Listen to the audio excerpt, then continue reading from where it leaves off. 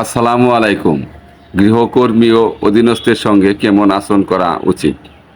ভালোভাবে খোঁজখবর না নিয়ে কখনো গৃহকর্মী নিয়োগ করবেন না। গৃহকর্মী অধীনস্থের উপর অতিরিক্ত কাজের বোঝা চাপিয়ে দিবেন না। তার কাজের তালিকা প্রাধান্য ঠিক করে দিন। আপনার সময় ও সুযোগ ও সাধ্যমতো তার কাজে সহযোগিতা করুন। কোথাও সাথে করে নিয়ে গেলে পরিচয় করিয়ে দিতে কাজের মেয়ে, কাজের ছেলে, কাজের বুয়া, বেটি না বলে বলুন গৃহকর্মী বা গৃহ সহকারী। অন্য বাসার গৃহকর্মীকে পরিচিত করে নিজের বাসায় নিয়োগ দেওয়া থেকে বিরত থাকুন। কোনো বাসায় বেড়াতে গেলে সে বাসার গৃহকর্মীকে বকশিস সম্মানী দিতে চাইলে মেজবানের মাধ্যমে সামনে দিন। বিশ্বস্ত হলে সর্বক্ষেত্রে তার উপর নির্ভরশীল হবেন না। আলমারির চাবি বা মূল্যবান জিনিস তার কাছে গচ্ছিত রাখবেন না। তার সামনে টাকা পয়সা গুনবেন না। স্বর্ণলঙ্কার নাড়াচাড়া করবেন না। এগুলো তার মনের বঞ্চনা, বেদনা বা লোভ সৃষ্টি করতে পারে। সম্বোধনে তুই ব্যবহার করা থেকে বিরত থাকুন।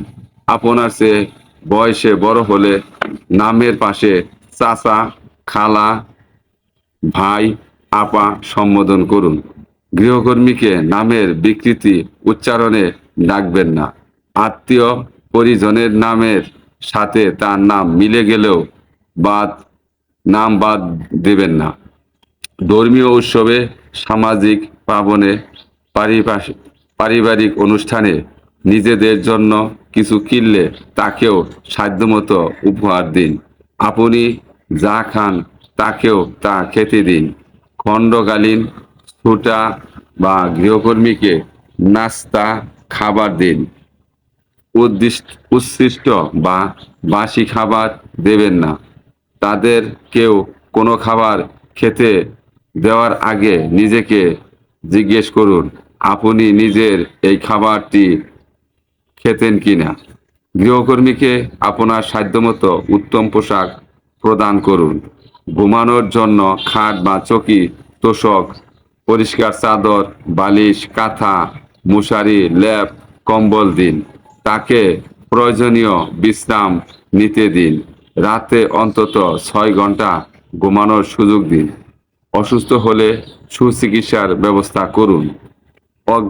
অক্ষর জ্ঞান না থাকলে তাকে অক্ষর জ্ঞান দান করুন। বাড়তি কাজ করাতে হলে অতিরিক্ত পারিশ্রমিক দিন। কখনোই প্রহার করবেন না, গালিগালাজ করবেন না। থাকা খাওয়ার কষ্ট বা শাস্তি দেবেন না। ভুল করলে তাকে বুঝিয়ে বলে সংশোধন করার চেষ্টা করুন। তা না হলে অব্যাহতি দিন।